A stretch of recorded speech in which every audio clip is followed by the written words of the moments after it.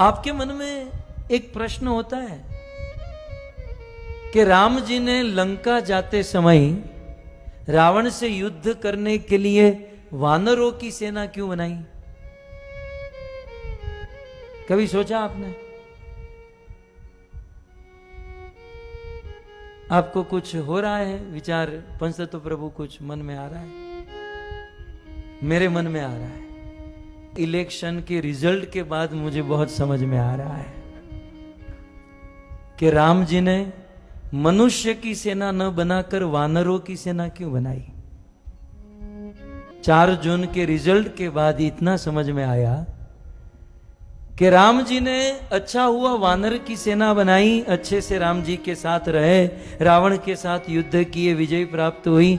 यदि मनुष्य की सेना लेकर राम जी गए होते ना, तो ये मनुष्य राम जी के साथ तो चलते, लंका भी पहुंच जाते, लेकिन लंका जाकर देखते ओ रावण की लंका सोने की बनी है, ये सारे मनुष्य सोने की ईंट, सोने का हार, उसी में रह जाते और राम जी अकेले हो जाते।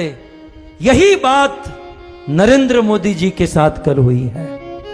सस्ता राशन चाहिए, सस्ता गेहूं चाहिए, सस्ता चावल चाहिए, उस थोड़े बहुत धन रुपये के प्रलोभन में एक साधु का साथ छोड़ दिया भारत के लोगों ने।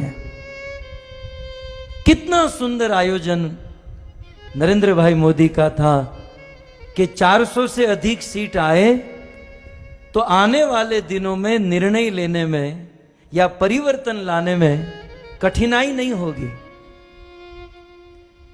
लेकिन हमारे अपने ही सनातन धर्मी हिंदू भाइयों ने, बड़े दुख का विषय है, मुस्लिम भाइयों ने 90% वोट किया और ये कहलाने वाले सनातन हिंदू धर्मी ने केवल 50-55% वोट किया।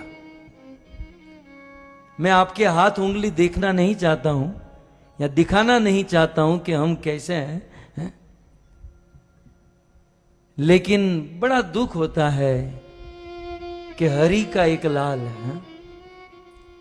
70 साल के बाद कोई एक हिंदू सनातन धर्मी, सनातन धर्मों को आगे बढ़ाने वाला, भारत का नेतृत्व करने वाला, भारत को विश्व गुरु बनाने वाला एक आदमी आया और 10 साल काम करके एक मांग रखी थी कि अब की बार 400 पार, लेकिन 300 पार भी नहीं किए हैं। आधे लोगों ने वोट ही नहीं किया और जिन्होंने वोट किया वो प्रलोभन में फंस गए। मुफ्त का राशन मिलेगा, ये मिलेगा, वो मिलेगा। अरे राशन पानी तो भाग्य की बात होती है, यह दिन दूर नहीं। यदि जनसंख्या पर नियंत्रण नहीं किया गया तो विधर्म की संख्या बढ़ेगी और यह कथा कीर्तन करना भी कठिन हो जाएगा। रात को सोए होंगे, आपके गले काटकर लोग चले जाएंगे। इतिहास के पत्ते पलटे ना। छत्रपति शिवाजी महाराज ने यह मुहिम चलाई थी, लेकिन छत्रपति शिवाजी महाराज को सनातनी हिंदू धर्मी ने ही साथ नहीं दिया और आगे बढ़े तो महाराणा प्रताप ने यह मुहिम चलाई थी। उनके अपने ही लोगों में फूट पड़ गई और उन्होंने साथ नहीं दिया और आगे बढ़े। भारत आजाद हुआ तो सरदार वल्लभ भाई पटेल ने मुहिम चलाई, लेकिन उनको ही अपने ही लोगों ने साथ नहीं दिया। और आजादी के 70 साल के बाद एक आदमी 10 साल के अगाह परिश्रम के बाद 400 पार जाना चाहता था, लेकिन हमारे अपने हिंदू सनातन धर्मी ने ही उनका साथ नहीं दिया। मैं तो मोदी जी को यदि मेरी आवाज पहुंचे तो यही सलाह दूंगा, भाई आप 70 साल के हुए हो, खा पीकर मौज करो, ये किसी के नहीं होने वाला है। इनको गुलामी करने की आदत ही पड़ गई है।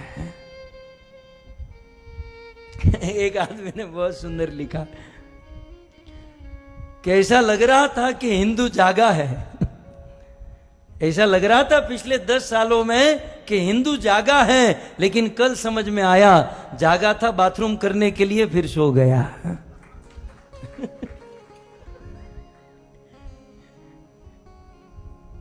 क्या हिंदू जागा है। यदि बहुमत होता तो भारत का दृश्य कुछ और होता। हम अपने आप को भारतीय मानते हैं ना, तो भारत का संविधान थोड़ा बहुत जानना चाहिए, भारत का गणतंत्र हमें समझना चाहिए, और हमें हमारी जिम्मेवारी समझकर काम करना चाहिए था। लेकिन अब क्या करें, ये प्रवचन यदि 2 महीने पहले किया होता तो अच्छा था। मैं भी अमेरिका से अभी अभी आया है?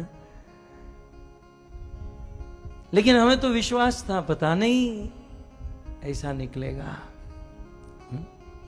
एक बात याद रखिएगा, मोदी जी तो प्राइम मिनिस्टर बनेंगे, वो तो बड़ा प्रधान हो ही चुके हैं, लेकिन जो उनको निर्णय लेने हैं वो नहीं ले पाएंगे क्योंकि अल्पसंख्यक है। जो उनको क्रांति लानी वो नहीं कर पाएंगे। तो इस दौर से ये मोदी जी की हार नहीं है, ये हम हिंदुओं की सनातन धर्म की हार है, ये हम लोगों की हार है। और हम लोग वो छोटे छोटे प्रलोभन में हैं। मुफ्त का राशन मिलेगा, गैस का बाटला सस्ता हो जाएगा, तेल सस्ता हो जाएगा, હવે લઈ લો સસ્તું કરજો હવે તમે। धर्म के, इस सनातन धर्म के उजागर करने में एक बहुत बड़ी आश थी, एक बहुत बड़ा होप था, लेकिन नतीजे के बाद बहुमति से यदि मोदी जी नहीं आए तो एक हिंदू धर्म के लिए, सनातन धर्म